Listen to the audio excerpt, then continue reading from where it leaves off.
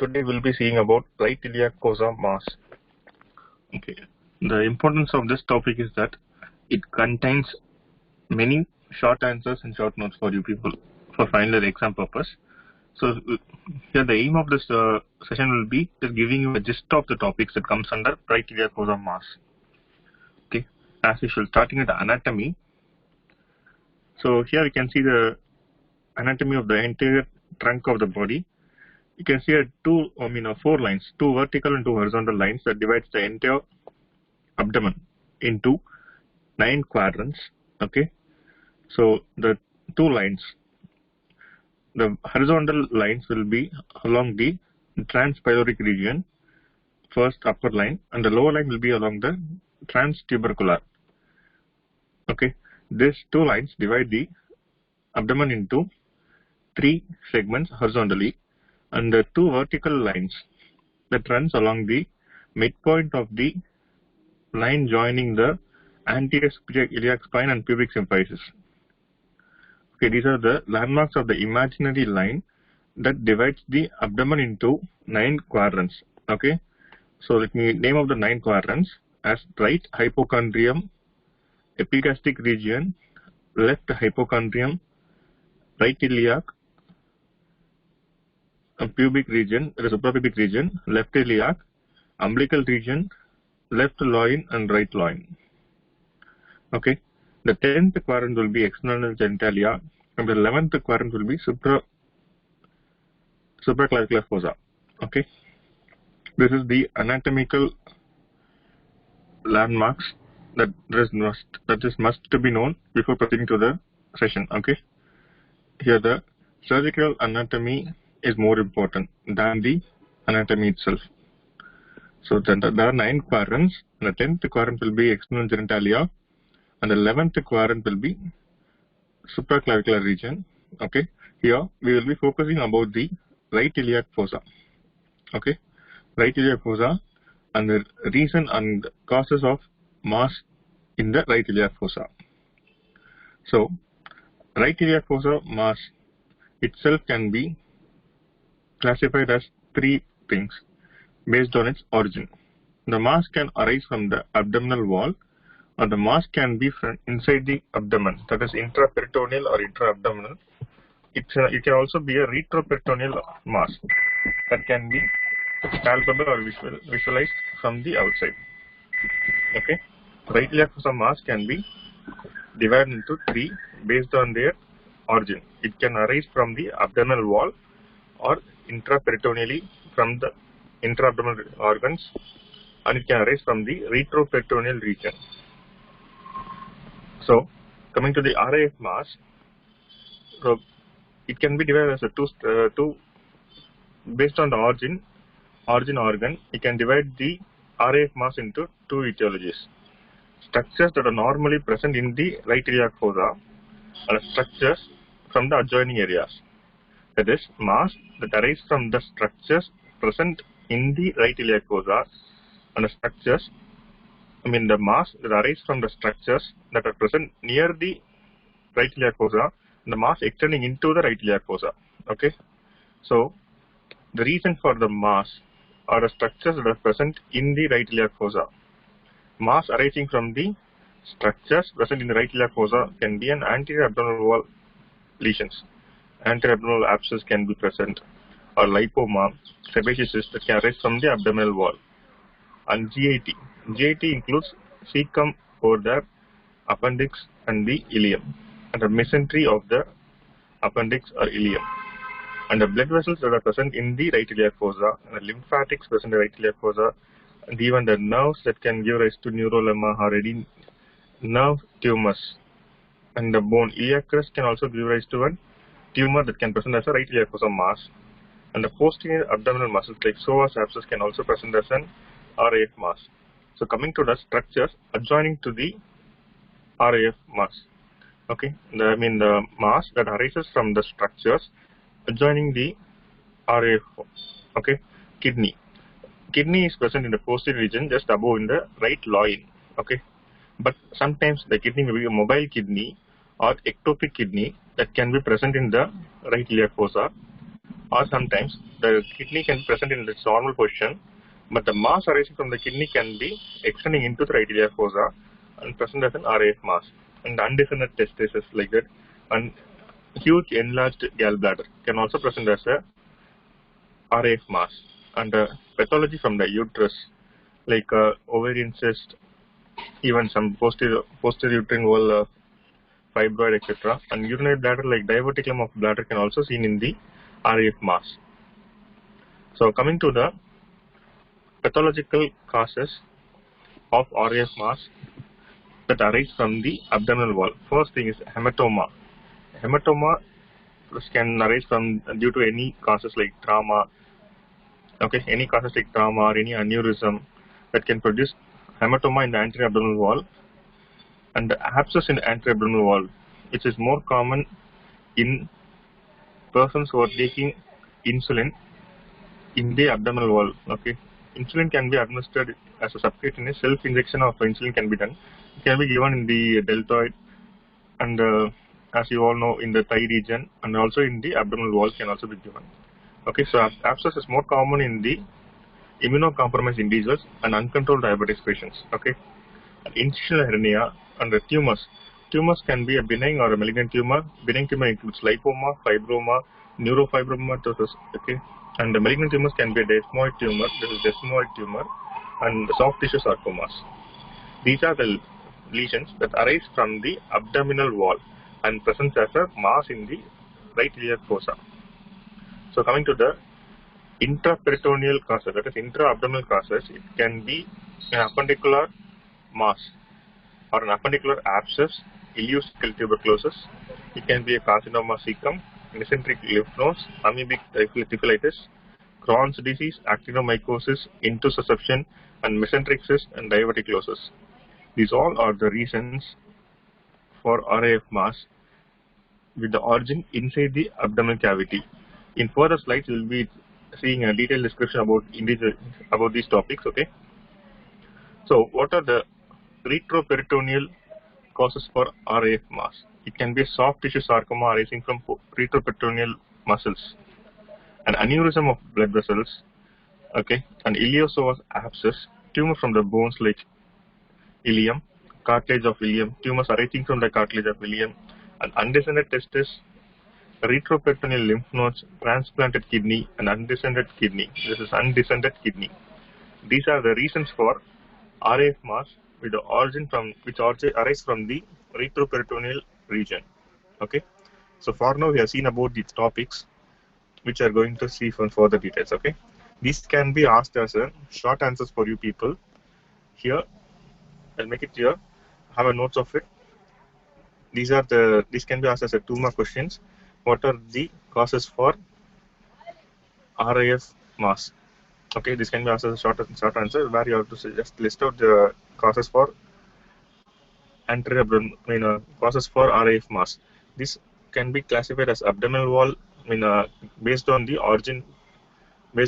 Okay, from the abdominal wall or intraperitoneal origin or retroperitoneal origins. Okay, so other causes for RIF mass are some loose bodies can be present. In some cases, foreign bodies can be present, and uterine masses or tubo-ovarian masses can also present. Recorded. Tumor-ovarian masses can also be the reason for RIF mass. Okay, so the other causes for RIF mass, maybe loose bodies can be present, a foreign body can be present, or a mass from the pelvis can also present as an RIF mass, like tubo-ovarian mass or uterine mass. So now we will be seeing a brief description about each and every topic. Appendicular mass. So this can be asked as a short answer 5 mark question for you people, or even a essay can be asked from this topic. Okay. So what is appendicular mass?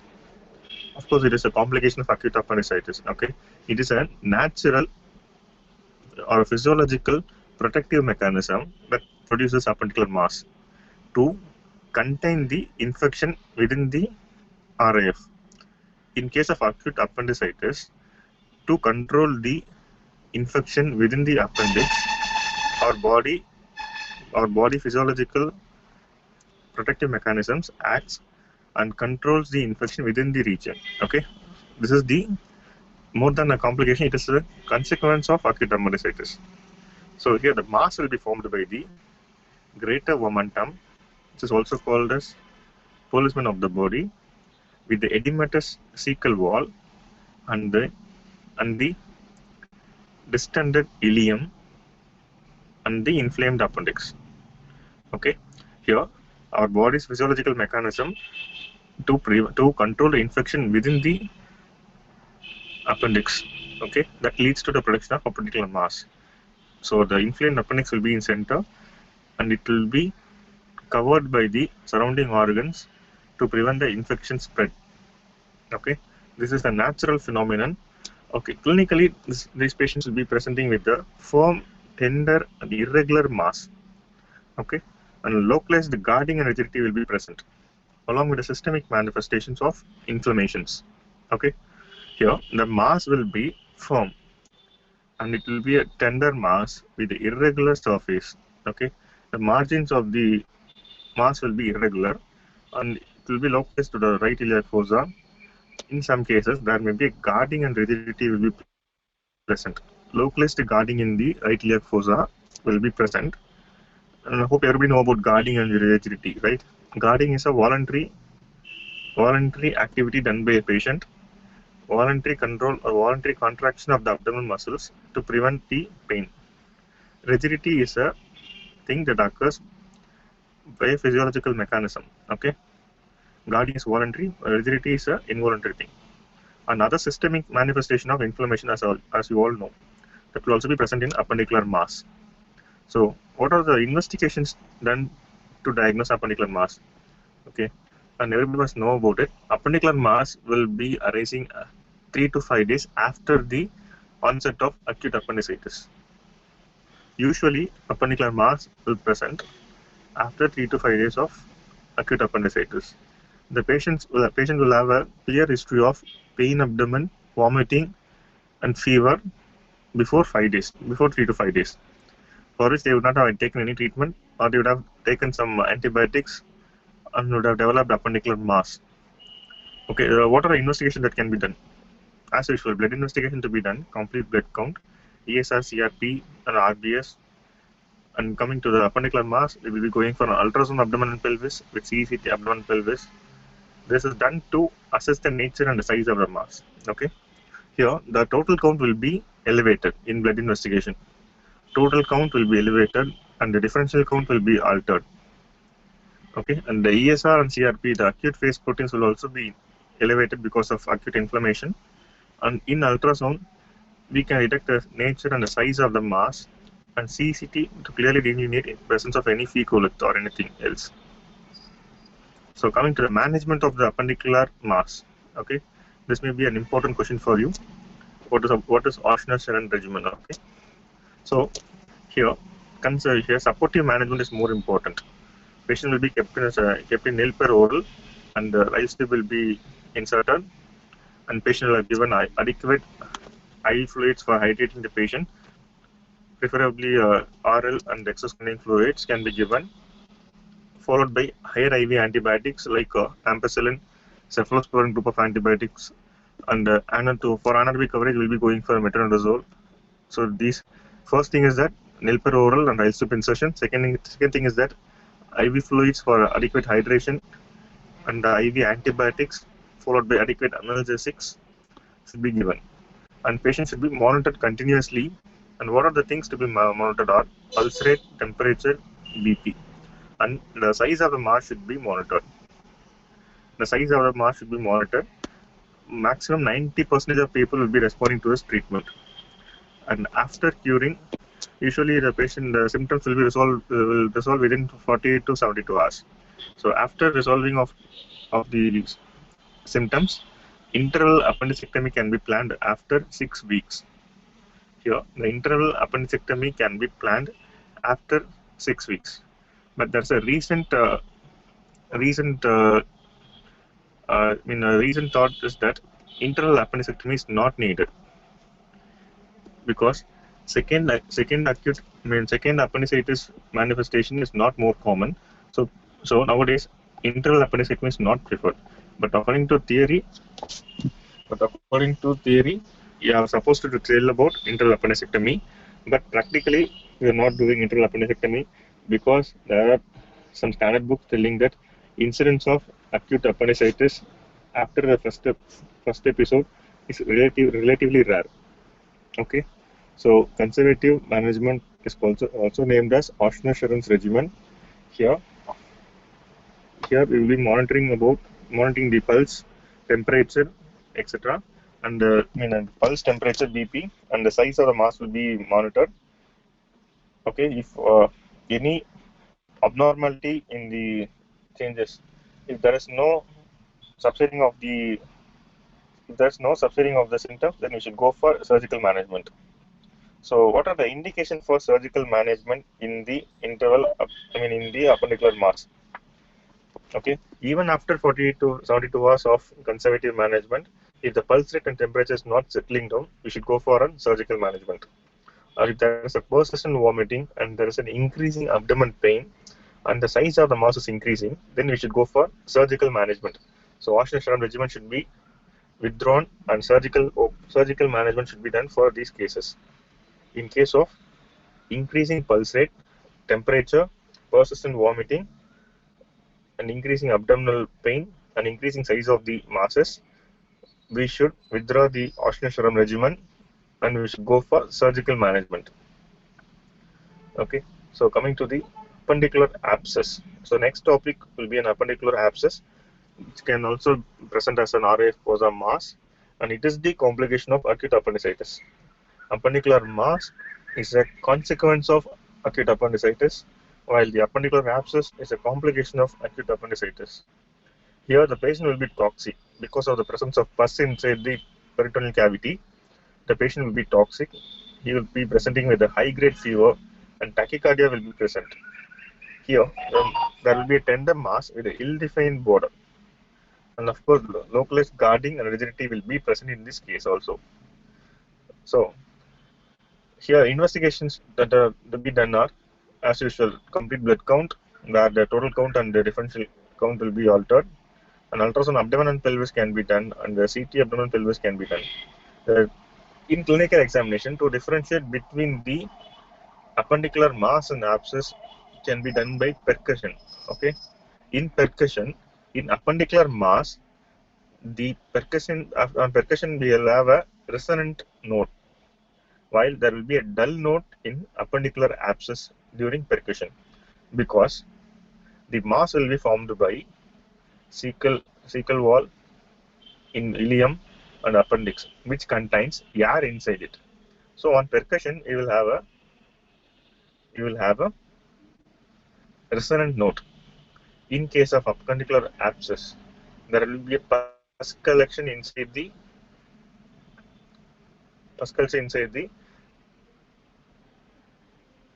appendicular region, an appendix. So on percussion, there will be a dull note because of presence of pus, that is a fluid inside the cavity. So there will be a dull note on percussion. In case of appendicular abscess, on ultrasound, if it is less than 4 cm, we can manage it by a conservative method with IV antibiotics, adequate hydration, and providing supportive treatment. But if it is more than 4 cm, we can go for image-guided aspiration of the pus. Else, we should go for surgical drainage. If the patient is very toxic, it is ideal to go for an open drainage. Okay, here in this case, if the patient has a appendicular abscess with a volume of less than 4 cm, if the patient is responding well for a conservative management, here we can go for internal appendicectomy after 12 weeks or 3 months. Okay, in appendicular mass, internal appendicectomy will be done after 6 weeks. Here in appendicular abscess, internal appendicectomy can be done only after 12 weeks, that is 3 months. But preferably in case of appendicular abscess, surgical management is the better choice, because letting out pus is more important and will have a better outcome, and patient will recover on table. Okay, so other causes for RIF mass are neoplasm of appendix, that is any tumor in the appendix. So most common tumor in the appendix is carcinoid tumor. This can be another short notes for you. The most common tumor arising from the appendix is carcinoid tumor, and this point is an NEET PG MCQ question. Okay, NEET PG MCQ question. The most common tumor arising from the appendix is carcinoid tumor, and this carcinoid tumor arising from the appendix is also called as argentafinoma. Okay, this carcinoid tumor usually arises from the Kulczycki cells in the crypts of Lieberkühn. Okay, Kulczycki cells in the crypts of Lieberkühn. Okay, the common site for carcinoid tumor is, of course, vermiform appendix. So, how will the patient present? Patient with the carcinoid tumor in the appendix will present with the following features. Okay, usually the mass will be painless mass with a well-defined margins. The mass will be painless with well-defined margin, and the consistency of the mass will be firm to hard. Okay, the mass will be painless mass in case of carcinoid tumor, and the margins will be well-defined, and the consistency will be firm to hard.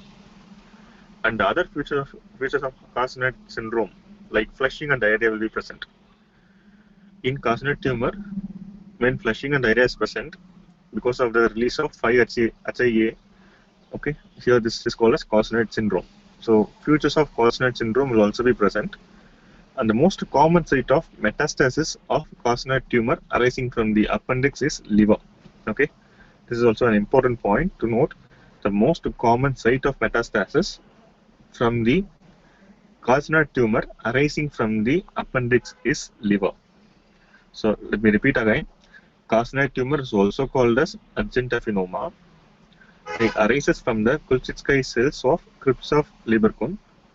The common site for carcinoid tumor is vermiform appendix, as you shall know, and it will be a painless tumor. Okay, painless mass with a well-defined margin, and the firm to hard mass will be seen. Okay, and the other features will be flushing and diarrhea will be present. And the common site of metastasis will be a liver.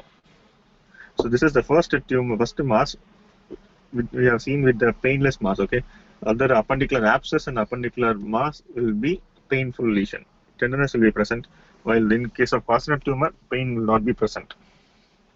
So, what are the other investigations to be done if a patient presents with a painless tumor? You should go for, if you're suspecting a carcinoid tumor, you should go for 24-hours urine 5-HIA and serum chromogranin A. Ultrasound and CECT can be done.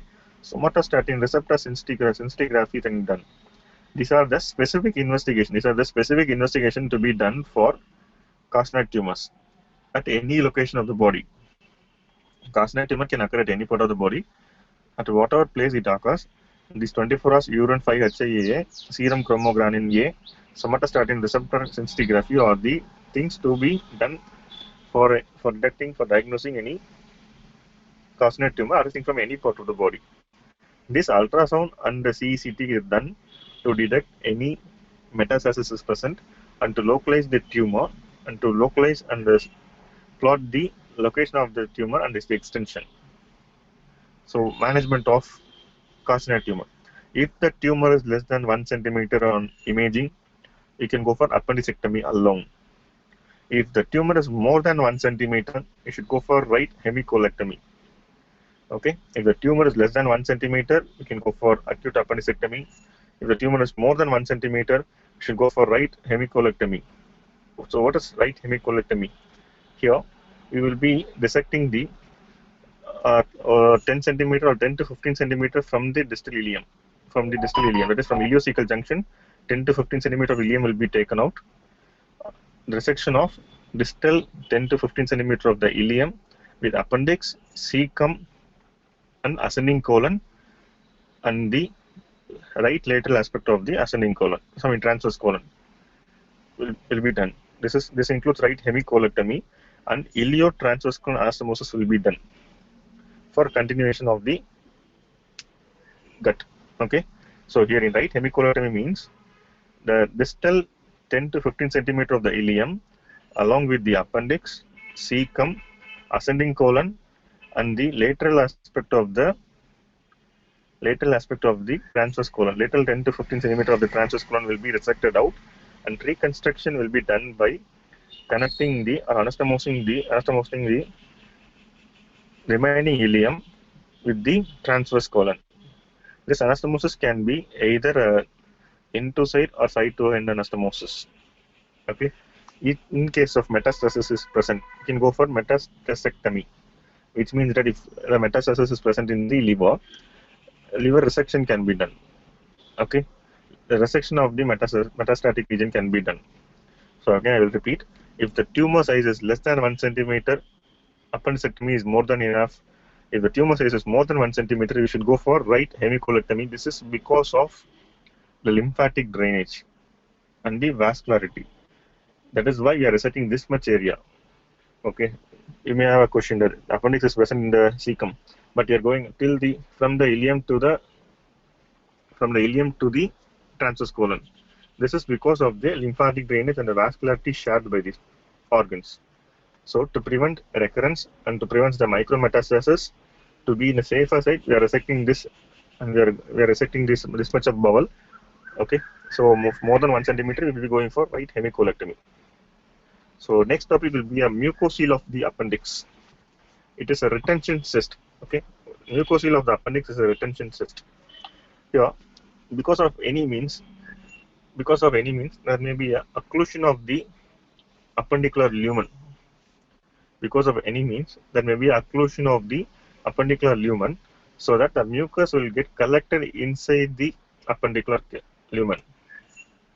So the distal end in the proximal lumen of the appendix will be obstructed, occluded. So in a distal areas, there will be collection of mucus that causes enlargement of the appendix. So retained mucus secretion. This can also be due to any cause. This can also due to the mucus secreting adenocarcinoma of appendix. In appendix, there may be mucus secreting tumors that can arise in the appendix that can secrete the mucus inside the appendicular lumen, but the exit part of the lumen can be occluded. This causes accumulation of the mucus within the appendix. This is called as mucocele. As the mucus is retained within the cavity, it can also be called as a retention cyst. Okay, this can be physiological or it can be because of tumor. I can call it as a neoplastic origin or non-neoplastic origin. Okay, so here the clinical features may be like an subacute appendicitis. The patient may present with the subacute appendicitis features. Okay, usually there will be a sterile fluid inside the lumen of the appendix.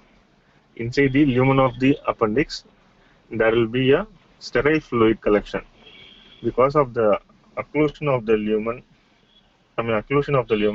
there will be collection. So it will be a sterile fluid will be present inside the appendix. In some cases, this sterile fluid can get infected, resulting in empyema of appendix.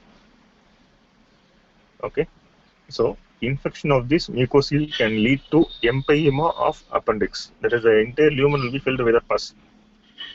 Here, the patient will present with shock. Toxic features will be present in these cases. So, if this ruptures, it can cause pseudomyxoma peritonei. Okay, what is pseudomyxoma peritonei? If the mucocele of the appendix ruptures, jelly-like structures, that is, the mucus gets collected inside the abdominal cavity. It gets leaked inside the peritoneal cavity, and it can cause peritonitis features. But this pseudomyxoma peritonei is more common with the mucus secreting cystadenocarcinoma of ovary, not with mucocele of the appendix.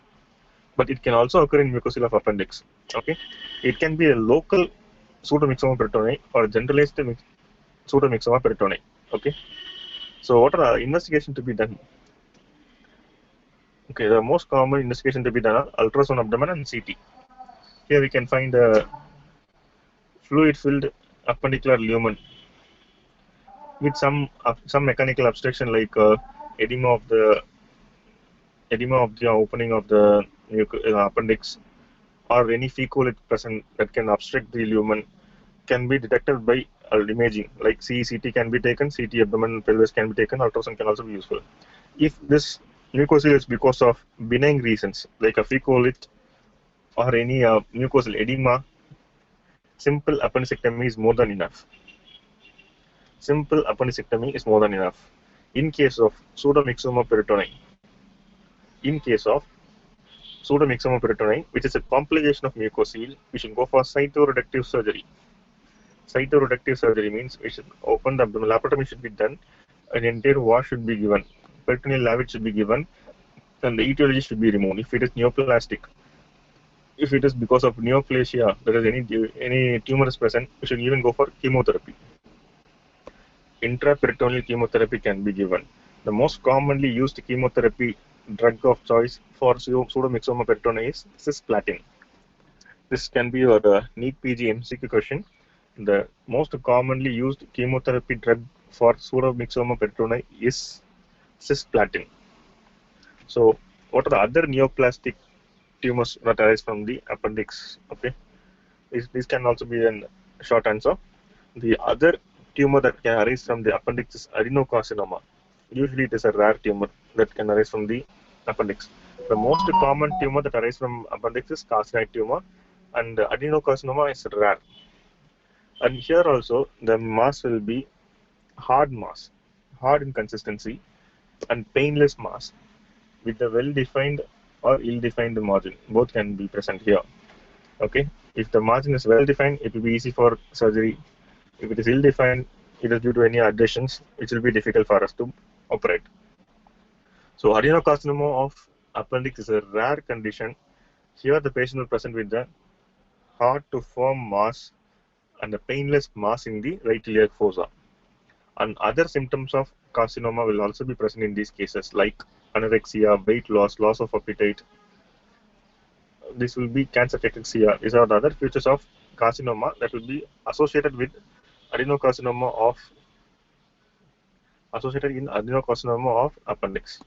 The patient, along with the RIF mass, other symptoms of carcinoma will be present in this case. So the common investigation that are done for in case of adenocarcinoma are ultrasound, abdomen and pelvis, CECT, and colonoscopy can be done. Here, the investigation can be divided into three aspects, man. First thing is that investigation towards diagnosis. Investigation towards diagnosis, like ultrasound, abdomen, CECT, and colonoscopy, followed by colonoscopy guided biopsy. Okay, colonoscopy, along with colonoscopy, you can go for colonoscopy guided biopsy of the tumor for histopathological examination. This is to diagnose the tumor. And the second line of investigation will be directed towards detecting any metastasis. CT chest, MRI brain, skeletal survey, that is X-ray of the entire body, or a bone scan, or either a PET scan can be taken to detect any metastasis. Okay, these are the investigation towards diagnosing the metastasis, detecting the metastasis. And other investigations like complete blood count, X-ray chest, ECG, that are directed towards the anesthesia fitness, to detect the anesthesia fitness for the patient. So in adenocarcinoma, the management will be right hemicolectomy. As I described previously, right hemicolectomy means resection of the distal 10 to 15 centimeter of the ileum along with the appendix, cecum, ascending colon, and 10 to 15 centimeter of the right lateral aspect of the transverse colon. And here the reconstruction will be done with ileum and transverse colon. Ileo-transverse colon anastomosis can be done following the right hemicolectomy, followed by, depending upon the metastasis and staging of the tumor, we should go for a chemotherapy. Okay. So, coming to the most other important aspect, this can also be your essay question or a short answer. Short notes can also be asked on this topic. Abdominal tuberculosis. Most important thing, tuberculosis is more common in our country. In the developing countries like India, tuberculosis is more common. It can affect any organ of the body.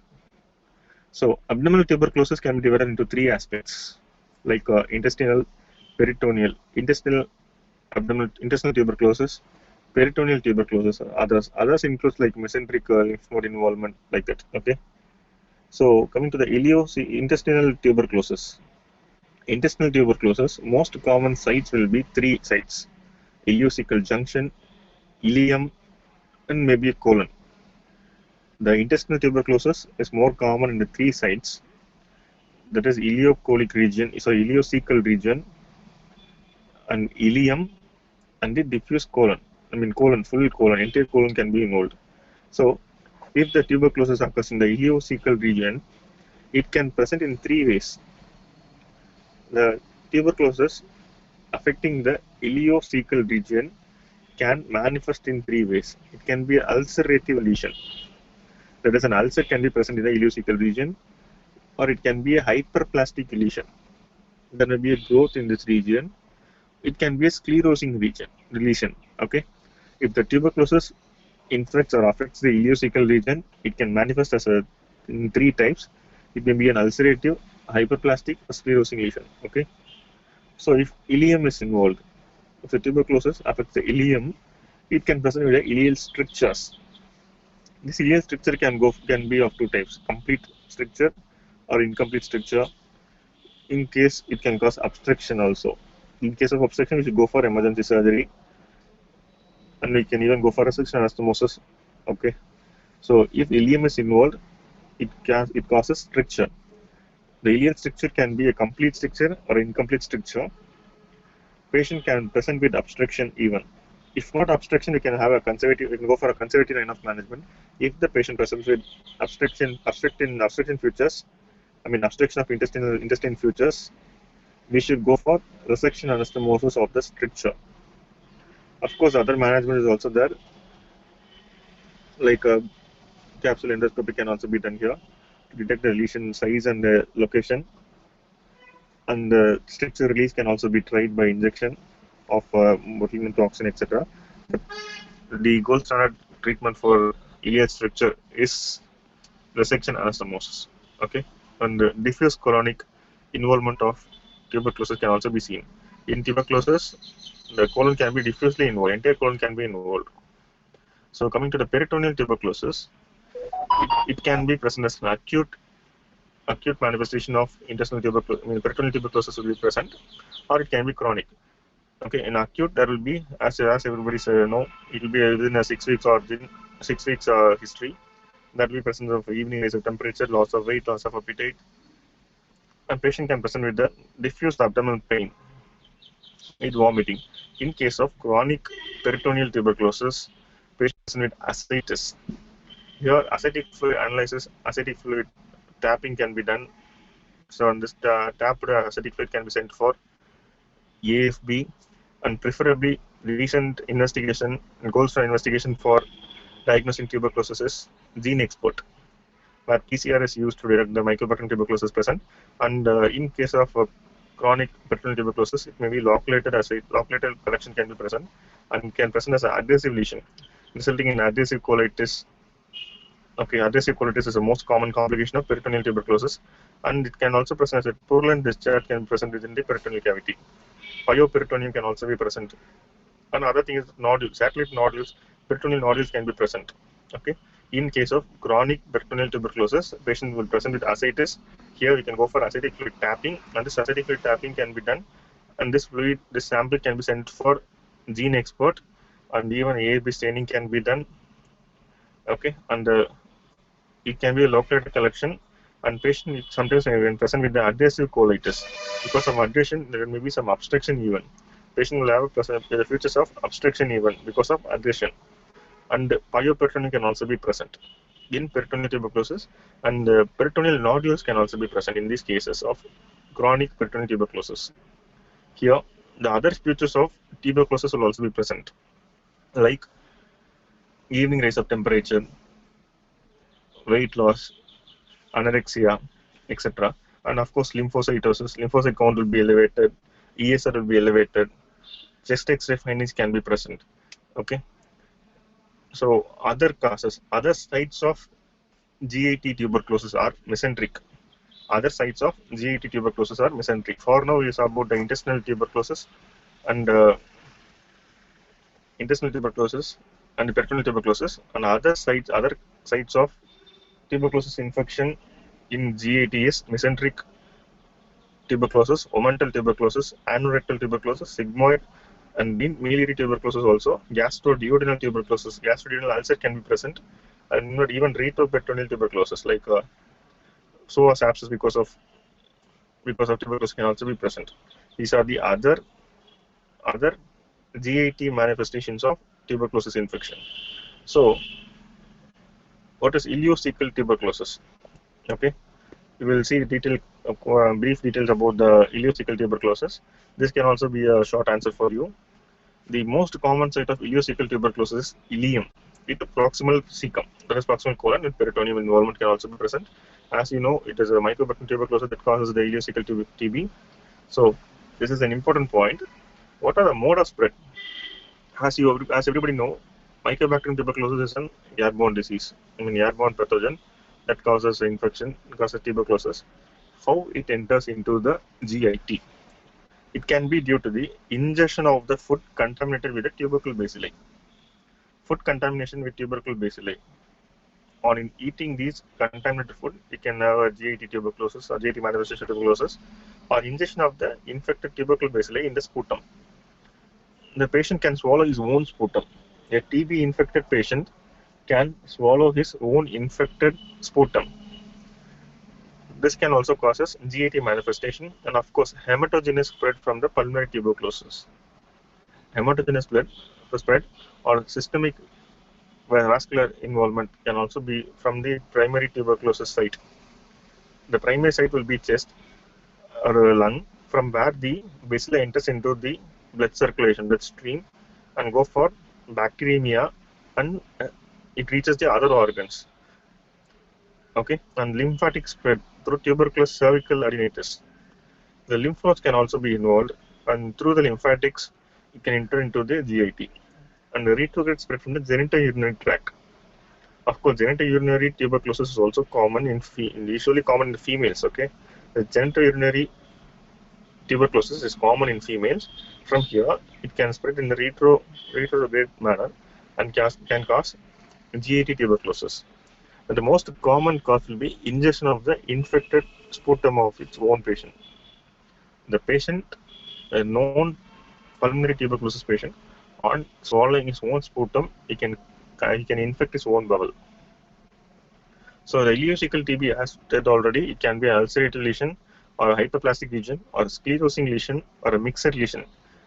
Okay, mixed, all types can be present in a single patient even. And other investigations are sputum culture, AFB, CECT, abdomen, pelvis. So what are the reasons for mass in abdominal tuberculosis? It can be, as we read about the ileocecal TB, the ulcerative variety of ileocecal TB cannot present as a mass. So the thing is that hyperplastic type of ileocecal TB will present as a mass. If it involves the cecum, distal ileum, nasally colon, it can present as an RIF fossa mass. And mesenteric lymphadenitis due to tuberculosis, and peritoneal TB. There can be a loculated ascites can be present, and peritoneal nodules can be present. The peritoneal nodules can also present as in case of huge peritoneal nodule, it can present as an RIF mass.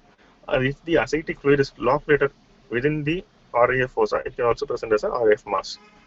So, hyperplastic variant of ileocecal tuberculosis. Here the organism will be less virulent, and the host mechanism will be resistant, will have a good resistance against the bacteria. As the bacteria comes, infects the region, there will be a lymphocytosis, and the other protective WBCs will accumulate over there that causes fibrosis and hyperplasia. So, the hyperplastic variety of ileocecal TB is common in the healthy individual, while the ulcerative type is more common in the immunocompromised person. Here, the hyperplastic variety of ileocecal TB will present in the patient will present with the intermittent abdominal pain, with diarrhea, steatorrhea, and anemia, weight loss, and low-grade fever. Most preferably, and evening rise of temperature will be present. And because of hyperplasia, there may be a mechanical obstruction that causes intestinal obstruction.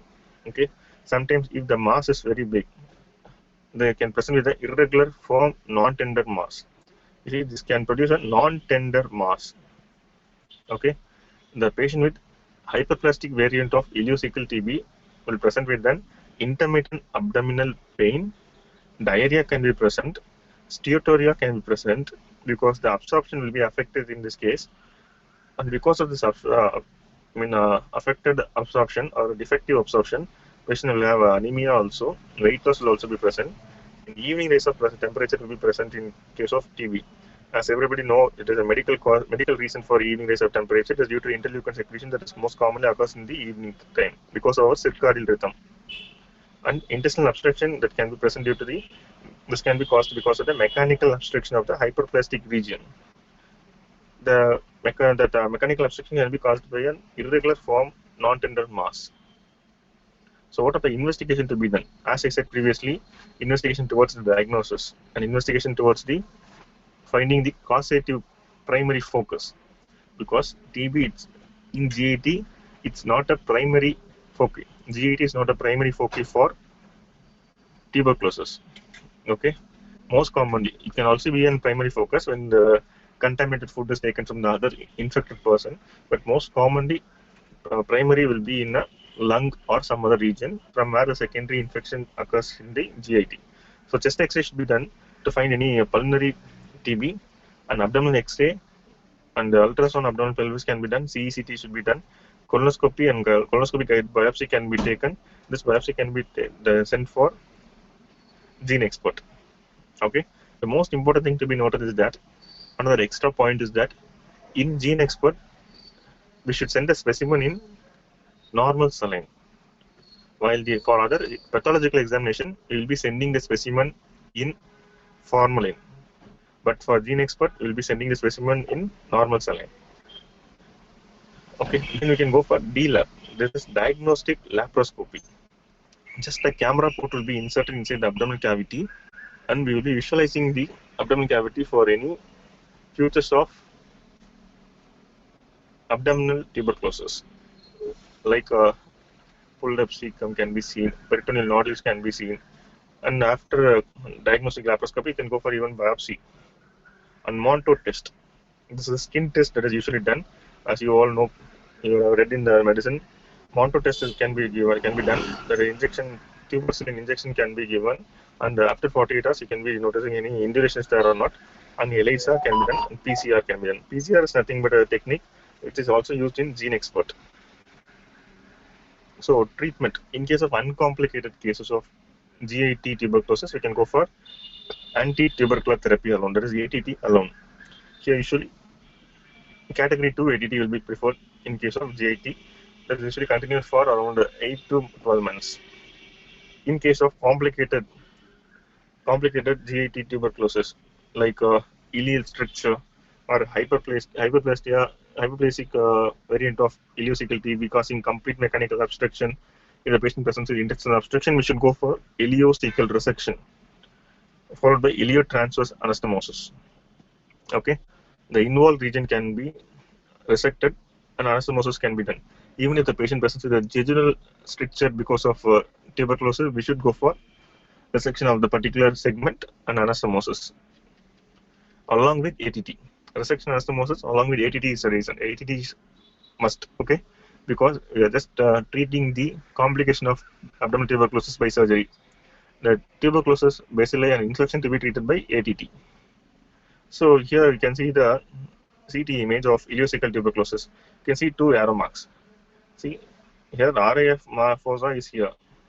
Here you can see the ileum is pulled upwards, and you can see ascending colon and transverse colon is here. So the ileal region, the cecal region is just near the hepatic flexure. This is called as pulled up cecum.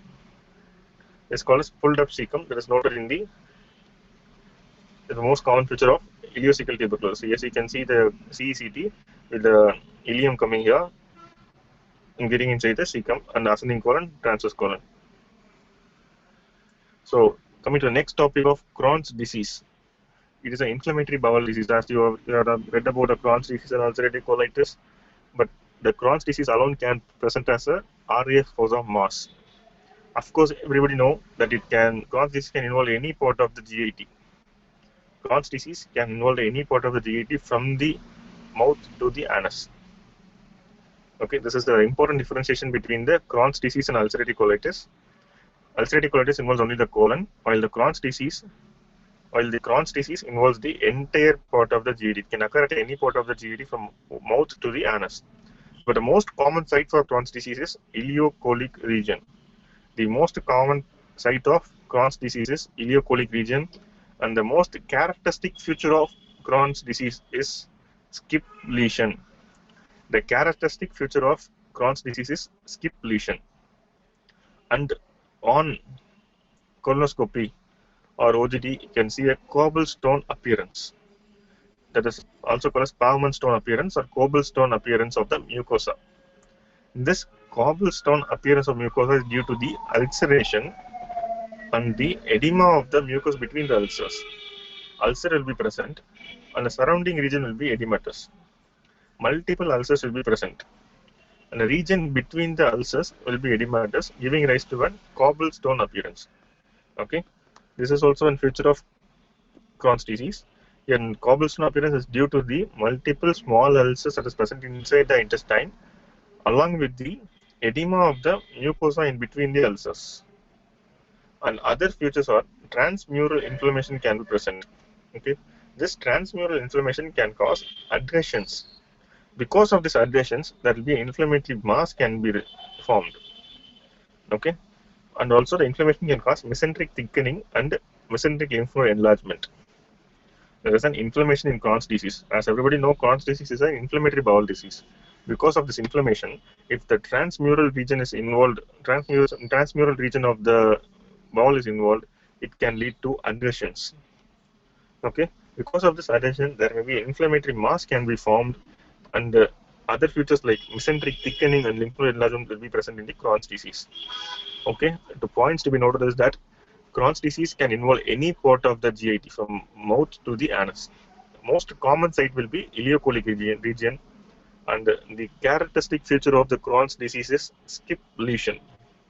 In colonoscopy, there will be a cobblestone appearance, and this cobblestone appearance is because of the mucosal edema between the ulcers. Okay, so what are the investigation to be done in Crohn's disease? CECT should be done, and barium meal follow through. There is barium meal follow through. Okay, and colonoscopy and biopsy. Colonoscopy should be done where you can see the cobblestone appearance, and the biopsy of the lesion should be done to confirm the Crohn's disease. What is barium meal follow through? Here, around 100 to 150 milligram of barium is mixed with the food, and the patient is asked to eat, and multiple X-rays will be taken.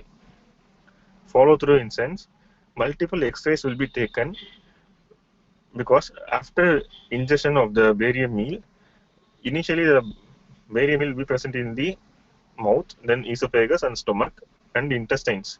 First small intestine and then it enters into the large intestines. While taking multiple X-rays from the ingestion to the defecation, we can capture the images with the barium meals at multiple sites. Okay, this is called as barium meal follow through. Okay, coming to the management aspect. In case of uncomplicated Crohn's disease, there's no obstruction, there's no features of intestinal obstruction or perforation, you can go for steroids and NSAIDs along with immunosuppressants. This is because it is due to the inflammation. This is an inflammatory bowel disease. To reduce inflammation, we are going for steroids and anti-inflammatory drugs with immunosuppressants. In case of complicated Crohn's disease like presence of obstruction, we should go for resection and anastomosis. If anastomosis is not possible, because the Crohn's disease can involve any region of the or entire region of the GIT. Any or entire region of GIT can be involved. If the anastomosis is not possible, we should go for ostomy. Ostomy is nothing but creating an artificial external opening of the GIT. If the duodenum is kept outside the anterior abdominal wall, it is called as duodenostomy. If ileum is kept so, it is called as ileostomy. Colon is kept in, colon is opened in the anterior abdominal wall, it is called colostomy. Okay. In case of complicated Crohn's disease, you should go for resection and anastomosis. If anastomosis is not possible, you can go for ostomy. This is the image. Okay, here you can see the Crohn's. This is the image of Crohn's disease. can see the strictures and inflammatory mass in this image. Strictures and inflammatory mass in this image. The arrow mark shows the stricture and inflammatory mass. So coming to the next topic, this can even be an essay question, but here we will be dealing with the very gist of the topic will be given here. This is an image of carcinoma cecum. The carcinoma can be a pedunculated mass or an sessile mass. Okay, here this is the characteristic feature. On barium minima, CA colon or CA cecum can present as an apple core appearance. Okay, this is a polyp, and this image is a barium image, and also this type of image can be produced. Now recent advances for imaging of GIT is capsule endoscopy, which we will deal with later aspect. Capsule endoscopy is the latest imaging technology that had came recently, but not commonly used because of its cost. Here a capsule will be that will be an artificial capsule that contains photo, and that contains photo camera with a transmitter. The patient will be asked to ingest it, to take it.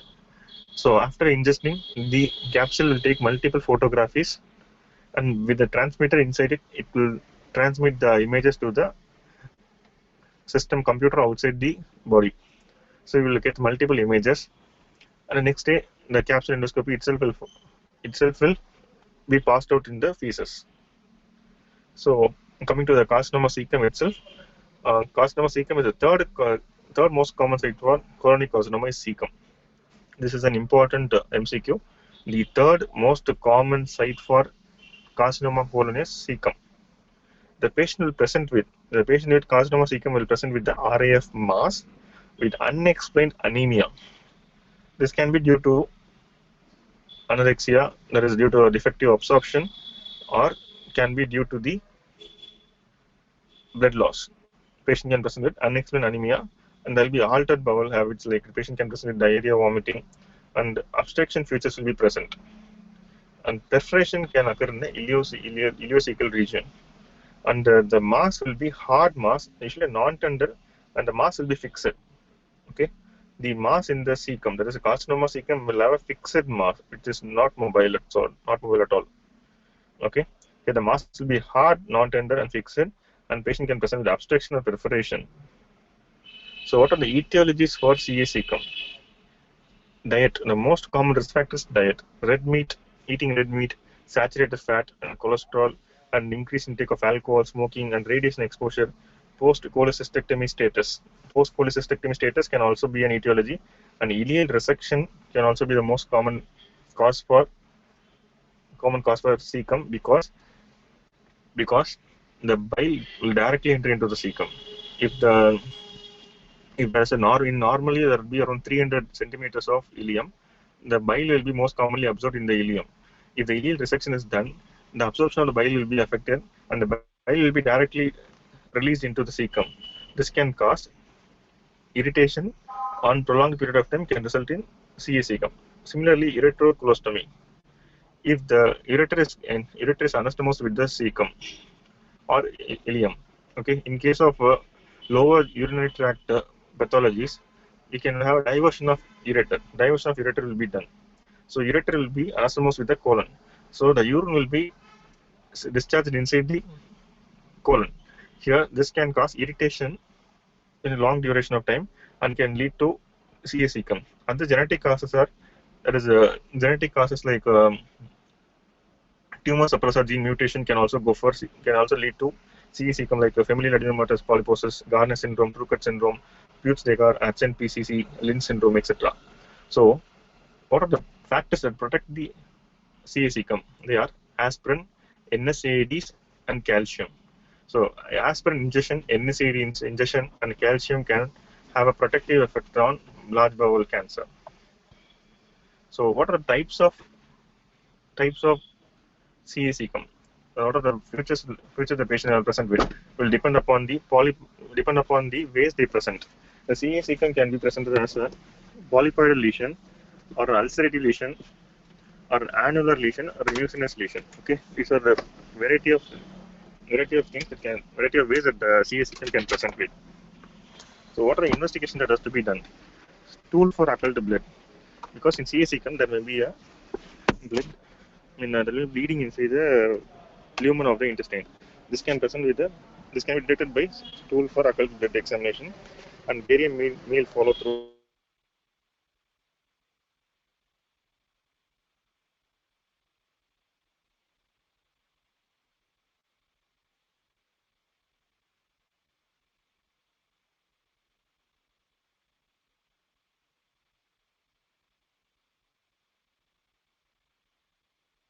Normally located in the thermoileum, and as I said already, colonoscopy guided biopsy can be done, and also capsule endoscopy can also be done in these cases. So coming to the management, as usual I said, right hemicolectomy can be done, and chemotherapy, FOLFOX regimen is a preferred regimen. This can be your MCQ question. The preferred regimen for CA-CCUM will be a FOLFOX regimen. Okay, right hemicolectomy, as already described, it involves resection of the distal 10 to 15 centimeter of ileum along with cecum, appendix, ascending colon, and the 10 to 5 centimeter of the right aspect of the transverse colon can be done. This consists of right hemicolectomy. So coming to the next topic, actinomycosis. It is an infective cause. Okay, it is an infective cause of right left fossa mass. Okay. So coming to microbiology, this actinomycosis is caused by an organism called as Actinomycosis israeli. Actinomycosis israeli. This Actinomycosis israeli is also called as ray fungus. This is an anaerobic gram-positive filamentous fungus, like bacterium. Okay, this actinomycosis does not come under a bacterium or fungal group. Okay, it comes as a filamentous fungus-like bacterium. This is anaerobic and gram-positive. Okay, types will be the actinomycosis can be a cervicofacial that affects the facial face and the neck region commonly. It can be a thoracic also, and abdominal actinomycosis. The actinomycosis, based on the region of infection, it is being classified as cervicofacial. That is actinomycosis of the face and the neck, and actinomycosis of the thoracic region, and abdominal actinomycosis. So coming to the clinical features of actinomycosis, as usual, other features of infection like fever, anorexia will also be present, associated with fixed indurated mass in the right iliac fossa. Here, the mass will be fixed and indurated. Induration will be present around the RIF fossa mass with abscess. Here, the characteristic feature of actinomycosis is that it will have an abscess with multiple sinus. Okay, abscess with multiple sinus is the characteristic feature of actinomycosis. This is an important point to note. Abscess with the multiple sinuses. Abscess with the multiple sinuses is the characteristic feature of actinomycosis. Okay, here there will be no lymph node involvement. Why this happens? In case of any infection, there will be involvement of lymph node, right? But in actinomycosis, there will be no involvement of lymph nodes. This is because it causes fibrosis or obstructs the lymphatics. Because the obstruction of the lymphatics, there will be no lymph node enlargement. Okay, so treatment for actinomycosis will be high dose of penicillin can be given along with cotrimoxazole. High dose of penicillin, cotrimoxazole, and surgical debridement of the abscess with sinuses. Okay, surgical debridement of the abscess is the gold standard, along with the coverage of antibiotics like high dose penicillin and cotrimoxazole can be given. So this is the image of actinomycosis of the anterabdominal wall involving the lower abdominal wall and the pelvic region. You can see the abscess with multiple sinuses. Okay, here sulfur granules can be discharged from the sinus. In sinus, sulfur granules will be present. So next cause for RIF mass is amoeboma. So here the causative organism for amoeboma is Entamoeba histolytica. The Entamoeba histolytica, there are two forms, tropozoid form and cyst form. Here the tropozoid form is the infective and invasive cause. So the Entamoeba histolytica can be a cyst variety, that is the ingestion on the transmission will usually occur by cyst. Fecal-oral transmission is more common for amoebiosis. This amoebiosis fecal-oral transmission, it will be transmitted as a cyst. The cyst, after entering the mouth, oral cavity, it passes through the esophagus and the stomach, and then it enters into the duodenum. And only when it meets with the pancreatic enzyme, the cyst wall will be broken up. Only the pancreatic enzyme has the power to break the cyst wall and release the trophozoites. So the manifestation will be common in the duodenum and jejunum. Okay, this trophozoite will be an infective variant. Okay, this trophozoite will get adherent to the intestinal mucosa, and it causes apoptosis of the intestinal mucosa. This causes flask-shaped ulcer in the ileum and large intestine. So the apoptosis of the intestinal mucosa that is infected by the trophozoite of Entamoeba histolytica results in the flask-shaped ulcer. This ulcer can also be described as a buttonhole ulcer. Okay, the flask-shaped ulcer can also be described as a buttonhole ulcer in the ileum. This is because of the trophozoite-induced apoptosis of the intestinal mucosal cells. So, what are the investigations to be done? Stool microscopy is preferred. You can see the cyst and trophozoites in the stool microscopy, and colonoscopic guided biopsy. Usually, the biopsy should be taken from the edges of the ulcer, where the trophozoites will be hanging around. Okay. Other test diagnose the amoebiosis is serology. Here, we can serology by using ELISA technique. We can detect the antibodies against the Entamoeba histolytica, and also PCR, polymerase chain reaction. By polymerase chain reaction, we can amplify the antigens and we can detect the amoebiosis at the early stages. So, what are the disadvantages of stool microscopy? Here, fresh stool should be examined. That is, the stool examination should be done within 24 hours of sample collection. Okay, which is difficult in the rural areas. And other disadvantage of PCR is that PCR is very costly. Of course, the colonoscopy and serological examination also. And coming to the microbiology, there are two types of Entamoeba: the Entamoeba histolytica and Entamoeba dispar, of which Entamoeba dispar usually causes asymptomatic disease, while the Entamoeba histolytica will cause a symptomatic disease. Okay. So coming to the management of the amoeboma or any amoebiasis, metronidazole 800 mg TDS for 7 to 10 days. This is a debatable answer. Metronidazole is a drug of choice, but dose of metronidazole is given as a different in different books.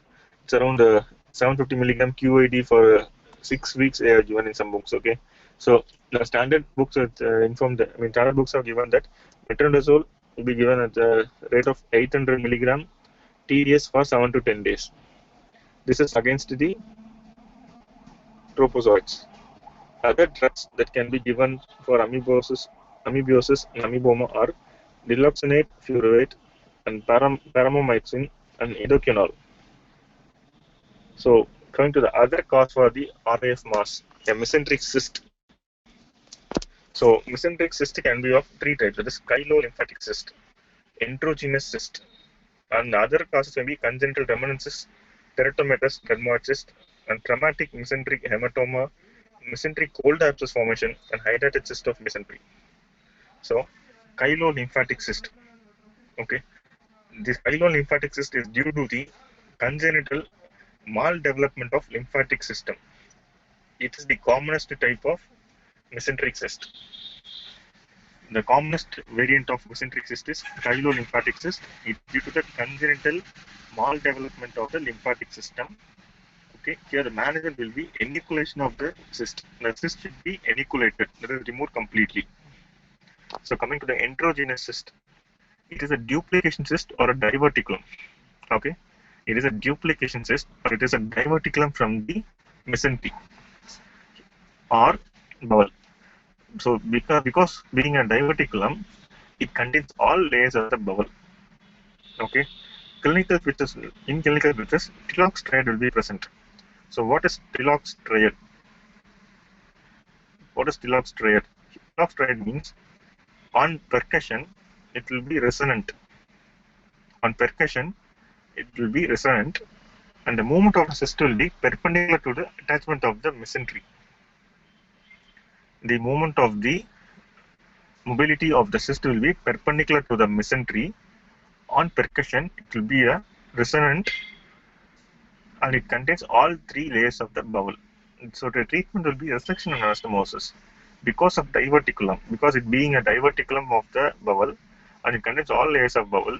Resection of the segment of the bowel containing the endogenous cyst is preferred along with the end-to-end anastomosis.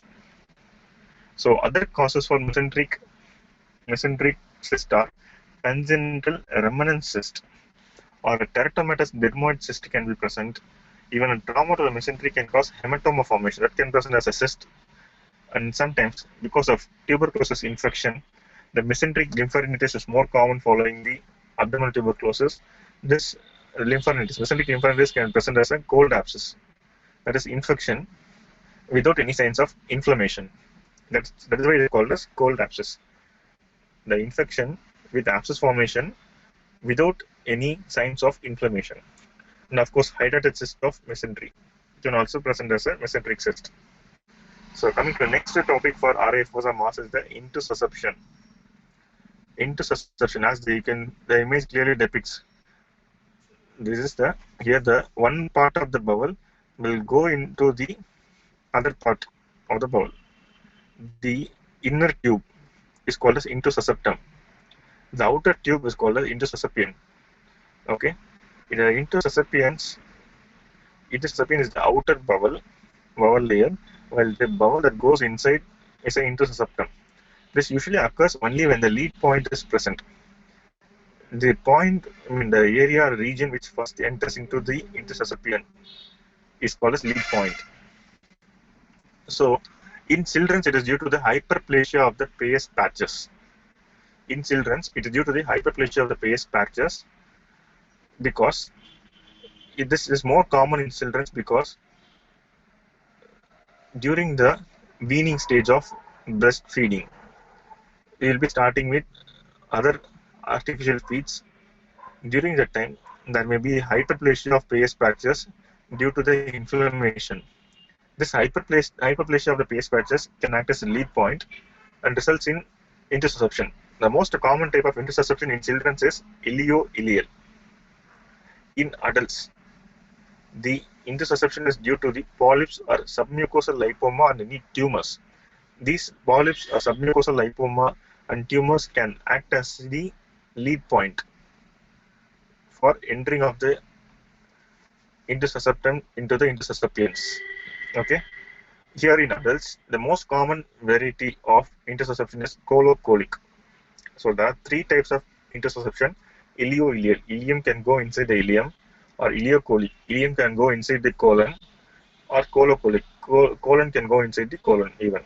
The ILEO-CAECAL is common in children, while the colocolic is common in adults because ileum contains a higher amount of pes patches. That is the reason for ILEO-CAECAL common in children. Of course, colon is the most common site of tumors in adults.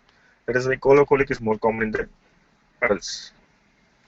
So coming to the parts of the intussusception, as I told already, the inner tube is called as intussusceptum, while the outer tube is called as intussusceptions with a lead point. So what are the clinical features of intussusception? A sausage-shaped lump will be seen around the umbilicus. There will be a sausage-shaped lump. The mass will be like a saucer, can be present in the umbilicus, around the umbilicus. Here in this image, the tumor is in the left side, involving the epigastric, umbilical and the suprapubic region. This can also be present in the RIF region also. In case of ileocolic intussusception, this mass can be present in the right iliac fossa. Sometimes there may be a empty RIF fossa in case of colocolic, involving the ascending colon. Okay. So what are the clinical features of intussusception? Here the patient can present with the obstruction. The intussusception can present with acute or subacute intestinal obstruction. There will be a colicky abdominal pain, and patient because of obstruction can present with the bilious vomiting because of obstruction. Here the abdominal lump will be present, which is freely mobile, and the lump will become firm on palpation. There may be guarding and rigidity present in case of gangrene. Okay, the bowel which is inside the inner tube can get easily gangrenous because of the compromised blood supply, because of edema. Okay, and the feature will be red currant jelly stools is the most characteristic feature of intussusception. In babies, there may be red currant jelly stools like a blood in the stool, like hematochezia. Okay, and empty RIF fossa. So investigation to be done in case of intussusception or abdominal X-ray, where there will be cecal gas shadow will be absent. On barium enema, there will be a claw sign. In ultrasound, two signs you can note. There are pseudo kidney sign and Downert sign. CCT can also be done. Okay, so management will be hydrostatic reduction or pneumatic reduction can be tried. Okay, initial 24 to 48 hours, but there will be a complication of this type of reductions or perforation. Okay, this hydrostatic reduction or pneumatic reduction can lead to perforation. In case it is a chronic intussusception, you should go for a resection and reconstruction like anastomosis. Resection and anastomosis can also be done. Okay, this is done when there is a gangrenous region, or it is of chronic duration. So next topic will be ileopsoas abscess, it can also present as an right iliac fossa mass. This is an retroperitoneal cause for right iliac fossa mass. Okay, here in the image on the left side, you can see the ileopsoas muscle, and this is the region where ileopsoas abscess can occur. Here in this image, in the CT image, you can see the ileopsoas abscess. This is an ileopsoas abscess. Okay. So what is the cause for ileopsoas abscess, man? You can see the vertebra here. Pot spine is the important etiology which can predispose to the ileopsoas abscess. The tuberculosis infection of the vertebra, also called as pot spine, can lead to cold abscess, which can open up into the ileopsoas region. The pus travels from the vertebra via the medial arcuate ligament under the psoas muscle. The pus can traverse through the vertebra. From the vertebra, it enters into the retroperitoneal region, and along the medial arcuate ligament, it passes into the psoas muscle. So, what are the clinical features? I am mentioning only about the characteristic clinical feature about the psoas abscess, because other signs of inflammation will also be present along with this, and other features that for TB can also be present here. So, particularly pertaining to the psoas abscess, psoas sign will be present. Here, the patient will have a thigh will be flexed in position. Okay, in psoas abscess, the patient will have his thigh in a flexed position always. To prevent this is due to the psoas spasm. Because of the presence of abscess, the psoas muscle will become spastic. This spasm of psoas muscle is also a physiological mechanism to contain the infection within the psoas muscle and to prevent the spread. As the muscle contracts and it holds the infection and the pus within it, the thigh will always be flexed. This is always psoas sign, and the cross fluctuation can be present. The pus in the psoas sign region can drag below the inguinal ligament into the thigh. So on pressing into the on compressing the thigh, there may be a swelling arising in the psoas region, which can be noted in the imaging. And a spine tenderness because of spot spine can also be seen. Here, X-ray spine, CT, and MRI can be taken as usual. You can go for gene expert, and the CT chest sputum culture can also be done. And lymphocytosis will be present. ESR will be elevated. So treatment will be image-guided aspiration or IND. Image-guided aspiration of the psoas muscle can be done, or open technique for surgical drainage of the pus can be done.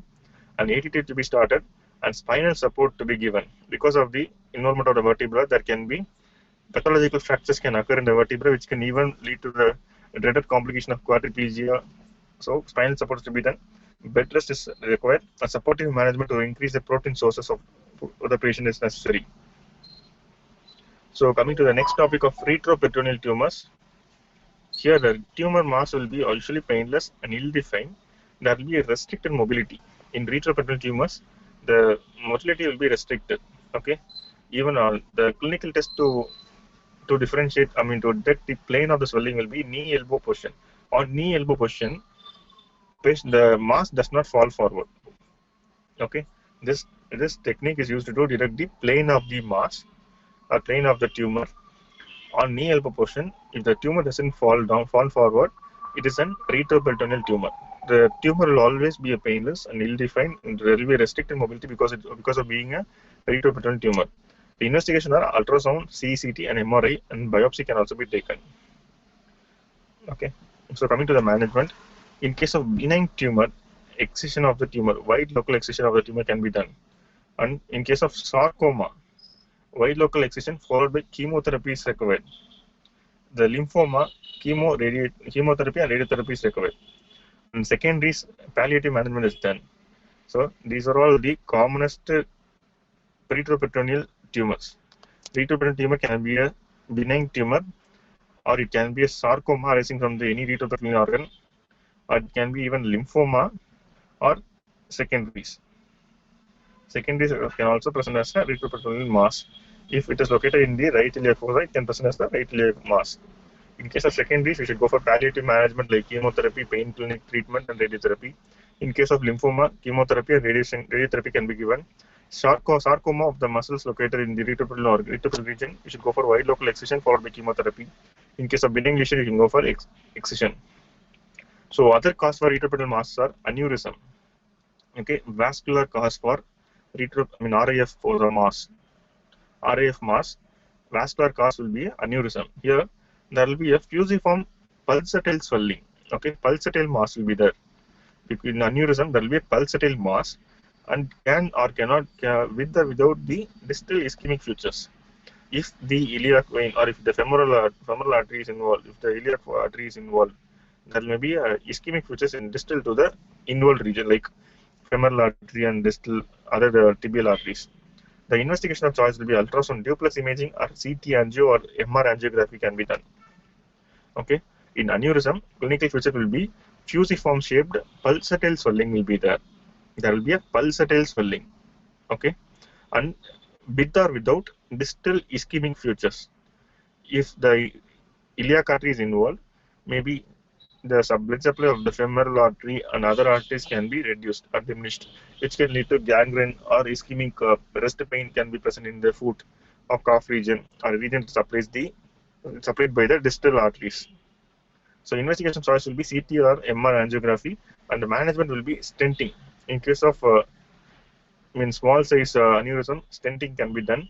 In case of aneurysm impending for rupture, we should go for resection anastomosis. So other causes for right iliac fossa mass can be a tumor arising from iliac crest.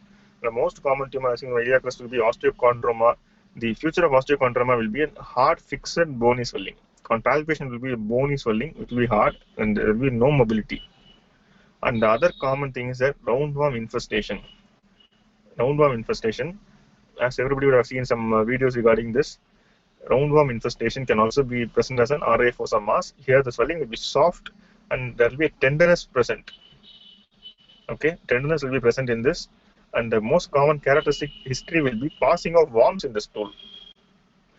Passing of worms in the stool will be present. This will be the characteristic history in roundworm mass. Okay, here there is most common in the children's, and the complication will be the roundworm can fill the entire lumen and cause intestinal obstruction, mechanical intestinal obstruction.